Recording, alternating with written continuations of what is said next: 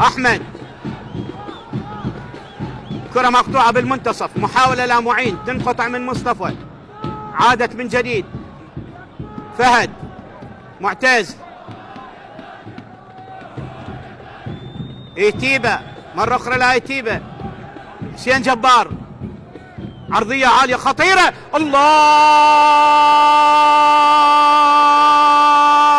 معتز زادام يسجل أول الأهداف بعد أن لعب حسين جبار كرة جميلة جميلة جميلة، وبغفلة من المدافعين، خالي من الرقابة، يلعب كرة بشكل مستريح إلى سقف المرمى ويسجل أول أهداف المباراة بالدقيقة 54 من عمر المباراة. الدقيقة 54 معتز زادام يسجل الهدف الأول للشرطة بشكل مستريح. شوف شوف شوف شوف شوف حسين جبار، شوف اتيبا، معتز، مرة أخرى اتيبا، حسين جبار، عرضية عالية وبشكل رائع بعد أن كان بشكل مستريح وخالي من الرقابة، يسجل بين غفلة المدافعين هدف التقدم للشرطة الأول اللي يسجله معتز زادام.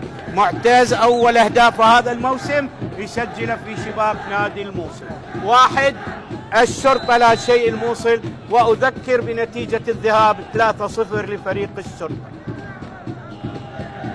فرحة المدرب طبعا. الموصل